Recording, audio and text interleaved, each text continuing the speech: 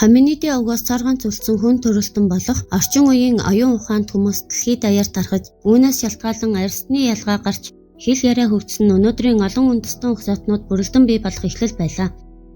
Homo sapiens-ууд дэлхийд даяар тархахдаа бусад хүн төрөлтнүүдтэй оцсон газар бүртээ тулгарч байлаа. Тэдгээр хүн төрөлтнүүдтэй тун баг ирлээсэн бөгөөд зарим үед тэд инх тайвнаар зэрэгцэн орчиж байсан бол ихэвчлэн хүчирхийлэл дайсагналаар асуудлыг шийдэж байсан бололтой. Энэхүү дайнд орчин үеийн хүмүүс ялж дэлхийг дангаар эзэгнэх болсон ажээ. Хүмүүс нарийн зохион байгуулалттай нийгмийн харилцаанд орсны ачаар мөсөлгийн үеийн хүнд бэрх цагуурыг даван гарчээ. Homo sapiens-ууд шаардлага гарвал өөр хоорондоо эвлэлдэн нэгдэж чаддаг байв. Ан амьтан элбэг үед хамтарч ан гөрөө хийдэг байсан бол ан амьтад товарсон үе салж бутран амьд үлдэхэд шаардлагатай хоол хүнс хайн алас газар руу хэрэн гисэж явцгаана. Анчин төвөрлөгчдийн хувьд ан гөрөө хийнэ гэдэг амьдрал өхлийг шийдсэн хэрэг байсан тул тэд ангийн багаж хэрэгслээ сайжруулахад ихээхэн цагийг зарцуулдаг байжээ. Ийхүү жад ном сумаас ахуулаад олон төрлийн багаж зэвсгийг зохион бүтээсэн юм. Мөсөлгийн үе дуусч мөс айлсны дараа ой намгархах газрууд үүснэ нь хүмүүс таатай орчин бүрдүүлж өгөв. Хоол хүнсний төрөл зүйлүүд олширч, зарим газруудад ой моддыг цавчин унгаж, өвс ногоог шатаан, байгаль орчныг өөрчлөх болсон байна. Тэд өөрсөддөө хэрэгцээтэй ургамлуудыг сонгон, үрийг нь цацаж эхэлсэн төдийгүй тодорхой төрөл зүйлийн амьтдыг тэжээх болов. Ингэснээр тэдгээр амьтан ургамал хүнээс хамаарах нь улам бүр ихсжээ.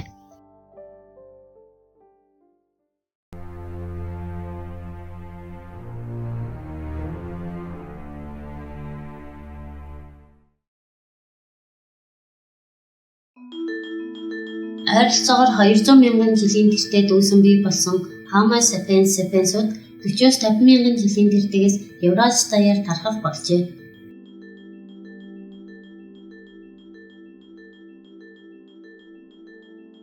Энэ үеэс тэдний бие бягдар чанарын томоохон өөрчлөлт гарсан юм. Хүний гавлын яс томорч дух өндөрсөж ирсэн нь միջин хүний морфологийн үлдэц болох хөмсгний ясны тавгарыг арилгаж, хэл ярианы цаашдын хөгжил болон уг ярианы эргэтэн өөрчлөгдсөнтэй холбогдсон эрүүний яс одоогийнхтай адил болж орчин үеийн хүний шинж төрх бүрэн тогтсон байна. Дээд палеолитийн эцэс дэлхийд дахин гарсны томоохон үйл явц нь орчин үеийн гол 3 арьсны ялгаа тогтсон явдал байв. Арьсны ялгаа гарахад шинэ газар эзэмших явдал, газар зүйн орчны ялгаа чухал хүчин зүйл болжээ. Орчин үеийн хүний генийн судалгаа Homo sapiens дэлхийг яаж эзэмшсэнийг тодорхой харуулдаг. Эхийн талаас удамшдаг митохондрийн ДНХ, эцгийн талаас дамждаг Y хромосом хүний тархалтын мөрийг хөөхөд тус болно. Энэ хоёр ДНХ-гийн их сурвалжийн баримт хүний генетикийн урган зураглалыг мөсөлгийн үетэй холбогддгийг харуулна.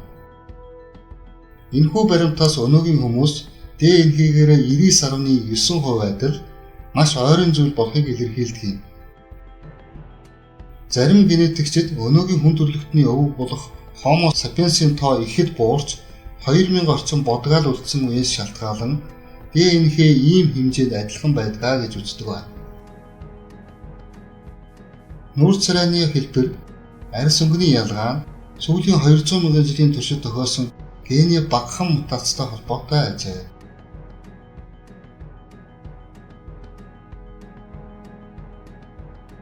Дээд палеолитийн үеэс өвчин зовлон, байгалийн гамшиг, үлсгэлэн, аливаа муу зүйлээс хамгаалах сахиус, шүтэний зориулалтаар гоёмсог хийж өнгө хэлбэртэй чулууг ашиглах болжээ. Цаашлаад дуурайлган сэлэх, эрхэмлэн шүтэх заншил бий болсон байна. Мөн оршуулгын зан үйл хийдэг байсан бөгөөд Оросын албаны улсын Владимир хотын ойролцоох Сүнгэрийн олдвор баялаг эд үлгийн зүйлтэй хамгийн эртний булшийн нэг юм. Уг олдвороос 8 настай охины оршуулга илэрсэн ба нас барагчийн дэргэд жад, бугуйн зүйл, зааны ясаар хийсэн 5000 орчим сувс олдсон байдаг.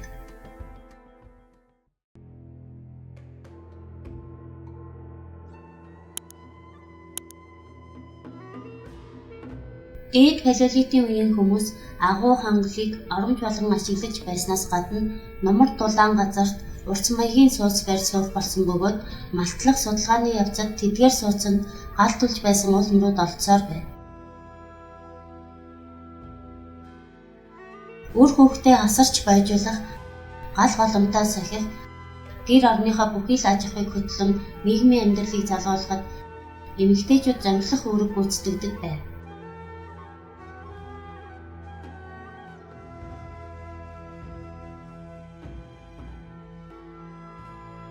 Хувийн нэгдлийн хүмүүс анх хөдөлмөрийн багц зэвсэг зохион хийх болсон үеэс ахуулаад олон зуун мянган жилийн турш сүргээрээ амьдарч байсан бол энэ үеэс эхлэн нийгмийн анхны байгууллага болох овгийн хувийн нэгдэл бий болжээ.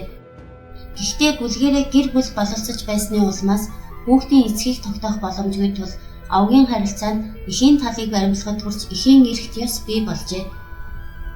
Энэхүү эхийн эрхт ёс нь бүрэл зэвсгийн үеийг хүртэл олон мянган жил үргэлжилсэн юм. Энэ үеийн урлагийн дурсгалын тоонд агсан зааны соёогоор хийсэн эмэгтэй хүний дүрсүүд, чулуу, ясан дээр сараачин сэлсэн элдв төрлийн дүрс тэмдэгтүүд, агуу хонглын хатан зурсан зураг зэрэг багтдаг.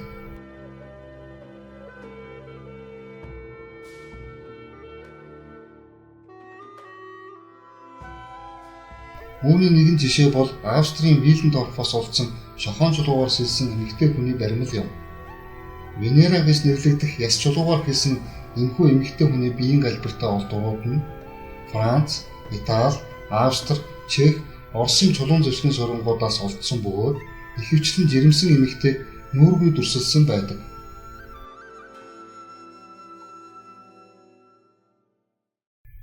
Дээд палеолитийн үеэс эртний хүмүүс өөрсдийн оргонон амьдарч байсан агуу хонглынхаа хан болон хаданд аратан амьтдыг зурж дүрслэх болжээ. Ингэс дүрслэхдээ байгаль дээр элбэг тааралдаг шорон будаг буюу улаан хүрэн зосыг агнсан амьтдынхаа өөхтө хольж зурдаг байсан бололтой байдаг. Эртний зураачдын үлдээсэн зургуудаас харуул одос өхөр агсан зааны дүрс голлох байрыг эзэлдэг байв.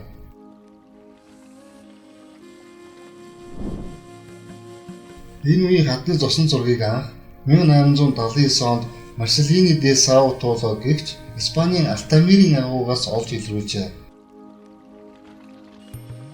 Энэхүү агуйн зураг нь 15,000 жилийн тэртет хамаарах бөгөөд одос өхөр, баавга, буг зэргийг нүүрс байгалийн будгаар гайхалтай нарийн зурснараа алдартай.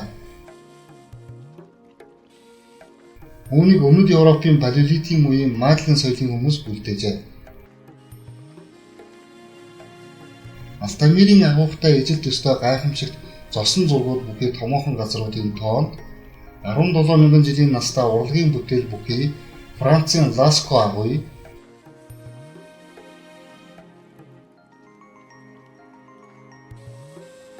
мөн үүнээс гадна Фондигон,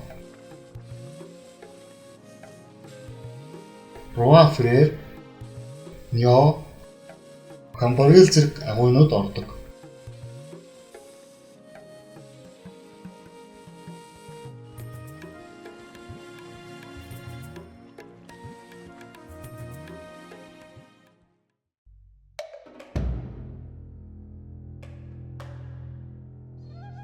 Хуучин чулуун зэвсгийн дээд үе нь дэлхийн нийтийг хамаарсан мөсдөлгийн эцсийн шатанд холбогдох ба ойролцоогоор 40,000-аас 35,000 жилийн тэртээ эхэлж 12-оос 10,000 жилийн өмнөх үе хүртэл үргэлжилсэн байна.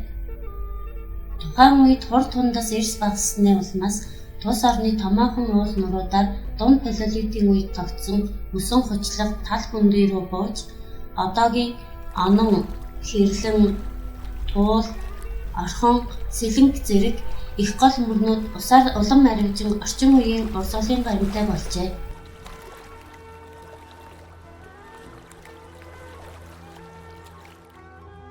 Цагуур хуурайшин их газрын уур амьсгалтай болсон энэ нөхцөлд арслан заан, хэрэс зэрэг урдын том амьтдын зэрэгцээ, зэрлэг адуу, үхэр, буг, тэмээ хэрвал, янгир, аргал угалж, бүхэн, цагаан үнэг зэрэг амьтад хөршлөн амьдарч байсан тогтоогджээ.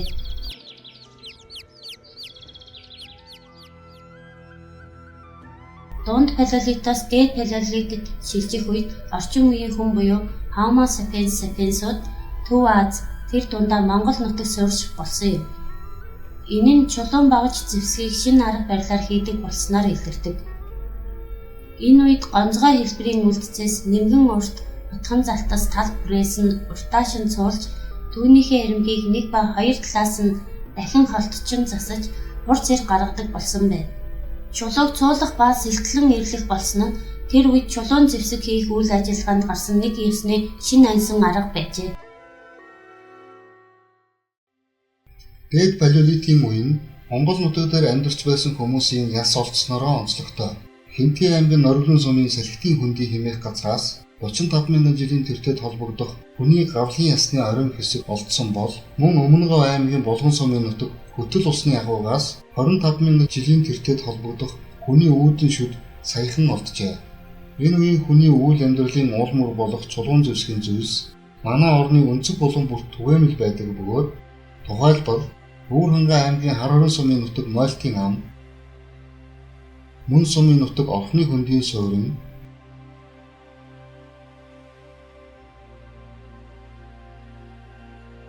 Хинтээ аймгийн Бачирээт сумын Аршаан хад,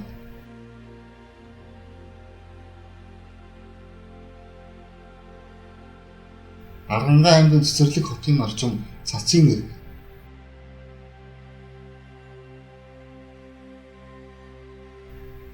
Булган аймгийн Хотог өндөр сумын Эгийн голын сав Дөрөлж, Мөн сумын Их төлбөрийн гол,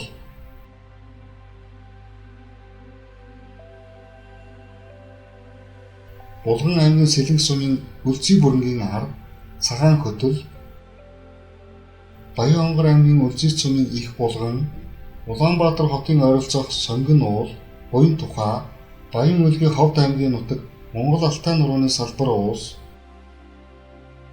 Түүнчлэн Орхон Сэлэнг туул онон хэрлэн зэрэг томоохон гол мөрнүүдийн айс хаваар олон арван бууц суурин дарахны газрууд илэрсэн юм.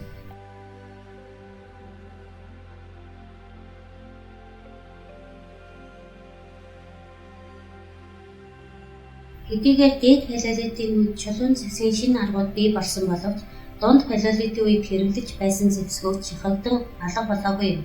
Харин ч тэдгээр их улам боловсронгуй хийх болж эсгүүр, цаалтуур, үзүүр мэс, тал дугараг ба үзүүр бичил бусаар жижиг сүх, ангийн цахиурч яд шинээр бий болж хямгар хутга зэрэг бусад олон зэвсгийн хамт төрөлжин олширч чанар нь нэр сажирчээ. Огтлох, цоолох, зүсэг зэрэг үйлдэл зориулсан хөнгөн багаж зэвсэг нь энэ үед мод ба ясан баримттай болов. Мөн арслан зааны дал, соёо, бугын эврээр жад, шүүг, үр үндэс ухах зэвсэг хийж буг болон бусад амьтдын шүд соёогоор гоёл чимэглийн зүйл, оёдлын зүй, загас агнах, сүрлүүрт жад хийх болжээ. Манай орны нутгаас энэ үетэй холбогдох олон тооны хадны зургууд олджээ. Хадны зургийг эртний хүмүүс яг ямар зорилготой үлдээдэг байсан нь тодорхой бус. Олон судлаачид эдгээрийг бусдаа мэдээлэл дамжуулах эсвэл ертөнцийг үзэх үзэл сүсэг бишрлийн үүднээс үлддэг байсан гэж тодорхойлдог.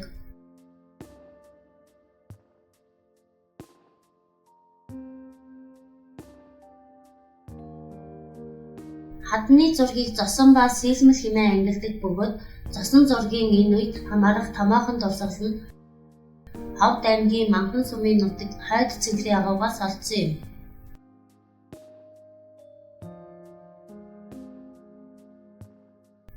Хойд цэнхлийн агууд хэмээн хэрүүл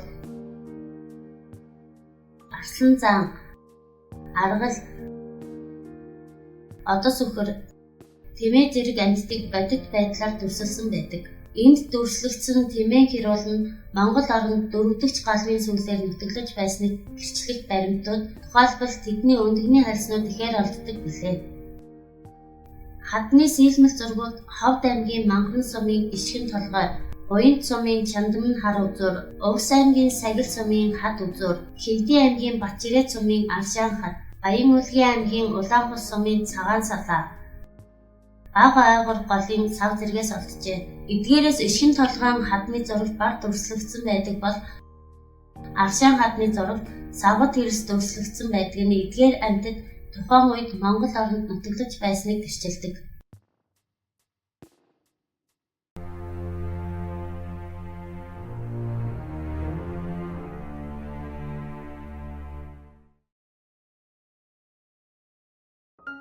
Чулуун зэвсгийн дараагийн үеийг мезолит гэх бөгөөд тэр нь палеолитоос неолит буюу шинэ чулуун зэвсгийн үед шилжилтийн үе болно. Мезолит гэдэг нь эртний грекийн дунд чулуу гэсэн үгсийн нийлбэрээс гаралтай үг юм. Тухайн бүс нутгийн онцлогоос шалтгаалan палеолит, мезолит хоёрын шилжилтийн цаг хугацааны зааг ялгаа дэлхийн газар бүрт ялгаатай байдаг. Манай орны хувьд мезолит нь 12,000-аас 8,000 жилийн өмнөх үеийг хамардаг. Гэтэл энэ үед баруун өмнөд Аз буюу өрнөдийн орнуудын хэллэгээр ойролт орнуудад мезолитийн үеийг бараг дайралгүй цугсхан явагдаад шинэ чулуун зэвсгийн үе эхэлсэн байв. 1887 онд Эдуард Пет Францын Мастазил хэмээх агуугаас өрнөц хэлбэрийн чулуун зэвсгийн дурсуулуудыг олж илрүүлснээс хойш мезолитийн асуудал хүчтэй яригдах болжээ. Мезолитийн үеийн бүхий шин чанараараа шилжилтийн гэдг нь харагддаг байна. Мезолитийн үе эхэлж байх тухайн үед Умард Аз, Өрнөд ба Зорнод Европод төрж орсон их бүсдлийн үе нэгэнт дуусаж цаг агаар эрс зөөлрч Умард Азийн их ойд бүс буюу Сибирь, мөн Төв Азийн байгаль газар зүүн байдал Амтан ургамлын аймаг орчин үеийн төрхийг олжээ.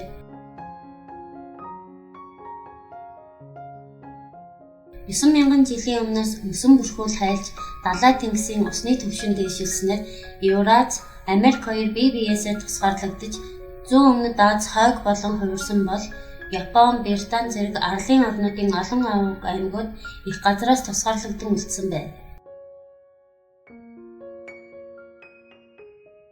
Ийхүү геологийн үечлэлээр Плейстоцены эрен үе дуусч Голоцен хэмээн нэрлэгдэх дулаалын үе эхэлсэн юм. Төв Аз, Монгол Сибирийн нутагт агсан заан, савгад хэрс зэрэг том амьтад мөхөн үгүй болж цаа бугын сөрөг хойд туйл руу нүүдлэн оджээ. Умард зүг нүүдлэж одсон амьтдын нүүдлийг дагаж хүмүүсийн их нүүдэл болсон бөгөөд Төв Азаас Америк хүртэл хүн нүүдлэн очиж сууршив.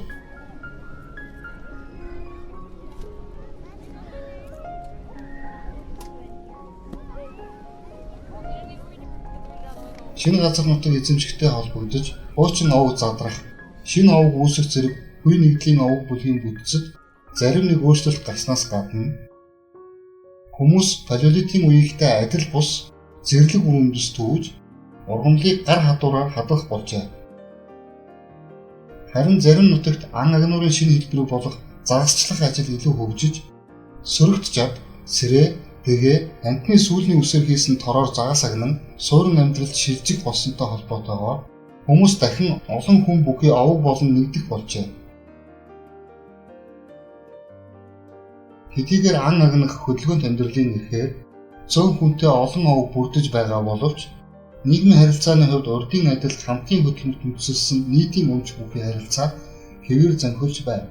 Хамтын өмчөд юун төрөм үйлдвэрлэлийн гол хэрэгсэл болох ан амьтнаар баялаг тодорхой газар нутаг, загас хэлбэгтэй гол мөрөн, нуур бүхий нутгийг сонгон нутаглаж, орон сууц, зэвсэг зэрэг өдөр тутмын хэрэгцээний аливаа зүйлсийг мөн хамт олноороо буюу ганц нэгээрээ олсон зүйлийг цөм адил тэгш хувааж эзэмшдэг зарчимтай байжээ.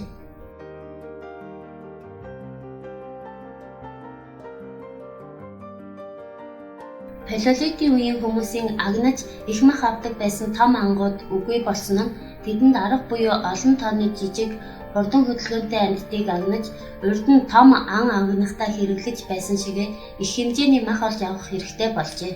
Үүнтэй уялдан тэд ан агнадаг зэвсгээ илүү дэвшилттэй сайн зэвсгэр өөрчлөх шаардлага гарч ирэв. Урд өмнөх палеолитийн үед байгалийн чулуу, мод болон бороохой, жад зэргийг ан агнуурт хэрэглэж байсан бол мезолитийн үеэс эхлэн модны уян хатан чанарыг мэдэж ашиглан сэдэж хийсэн хамгийн анхны механик хүчийг ашигласан зэвсэг болох ном сумыг зохион бүтээж хэрэглэсэн байна.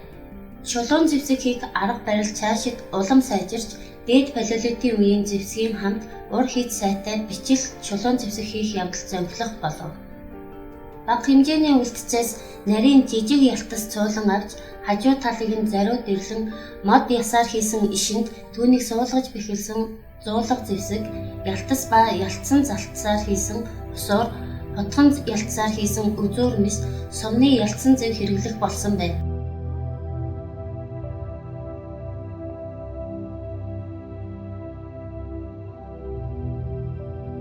Мезолитийн үед хүний эд, оюуны соёл, аж ахуйд өмнөх үеэс чанарын шинэ өөрчлөлт гарч энэ үеийн хүн байгалийн бэлэн бүтээгдэхүүнийг эзэмшихээс гадна газар тариалан, мал аж ахуй буюу үйлдвэрлэх аж ахуйд дэвшин арах их суурийг тавьжээ. Хүмүүс ан амьтадтай зэрэгцэн нутаглаж тэднийг өөртөө дасгах үр төлийг нь суурин буудалтаа олж авч ирж хижээх, амьтдыг сүргээр нь ганга, хавцал, хисаанд хөөж оруулан хашиж шахаж агнах, тэднээс барьж авах, удаан хугацаагаар хашин дасгах зэрэг боломжтой бүхий л аргаар амьтдыг гаршуулж эхэлсэн байв. Хүний анх гэршүүлсэн амьтдын нэг бол нохой юм. Чоныг гаршуулж эхэлснээс хойш олон мянган жилийн хугацаа өнгөрсөний үр дүнд нохой болсон гэж үздэг. Зарим газарт бүр дээд палеолитийн сүүл үеэс нохой хүний анд нөхөр болсон байдаг.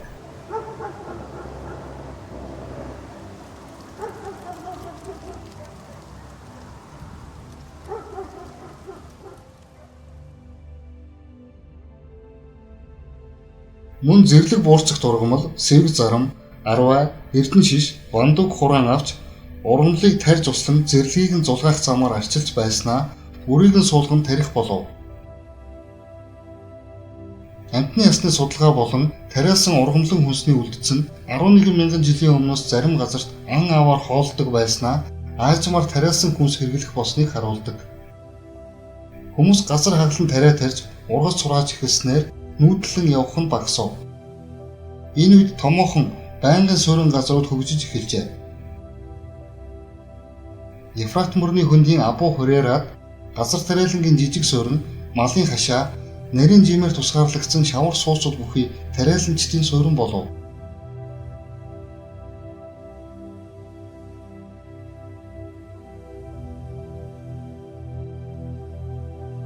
Дэлхий дахинд мал аж ахуй өөр хоорондоо хамааралгүй бие дан үүсч бий болсон цөөн хэдэн том голомт байсны нэг нь Монгол орн байлаа. Энэхүү үйл явцыг урьд өмнө неолитийн үед холбогдуулан үздэг байсныг судалгааны дүнгээр урагшлуулан мезолитийн үед холбогдохыг тогтоожээ.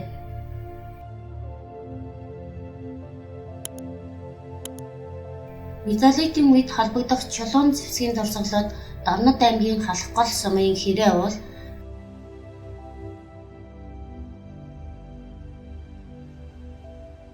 Чой болсон хотын эсрэг Хэвлэн голын баруун эрэг,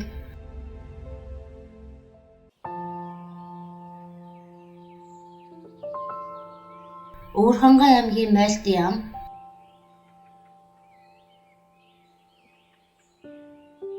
Хинтээ аймгийн Батчирээт сумын Аршаан хад,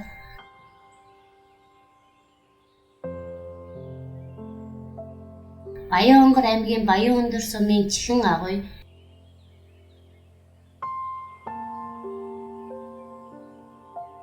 Дорногов аймгийн Эрдэнэ сумын Дулааны говь,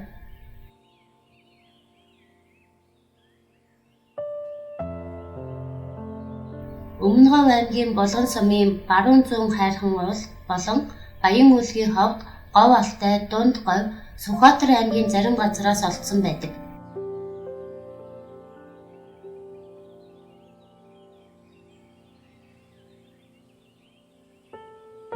Эрх бууц суурингуудаас олдсон төрөл бүрийн эдлэлийн дотроос дээд палеолитийн эцсээс бий болж неолитийн түрүү үеийг хүртэл хэрэглэгдэж байсан говийн үлдсэн нь Монголын мезолитийн үеийн хүн амын угсаатны өвөрмөц тодорхой илэрхийлэл болдог.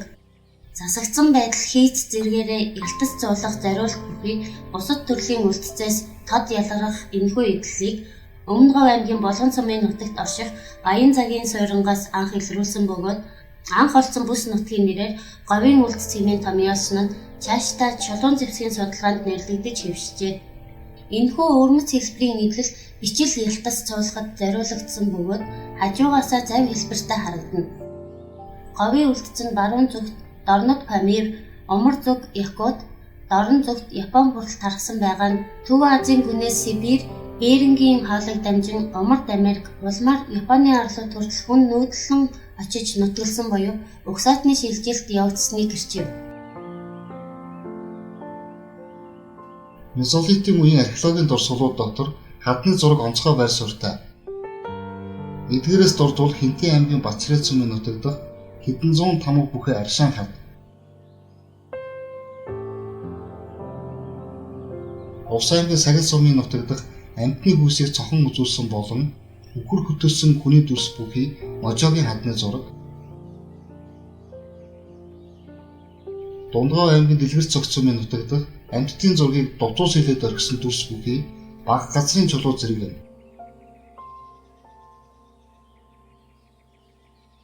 Мезолитийн үеийн аж ахуйн хэв шинж нийгмийн байгууллага дээд палеолитийн үедээ адил бөгөөд энэ үеийн гол агуулга нь хүү нэгдлийн байгууллагын дараагийн шат болох неолитэд шилжих газар тариалан мал аж ахуй үүсэх бэлтгэлийн үе болсон билээ.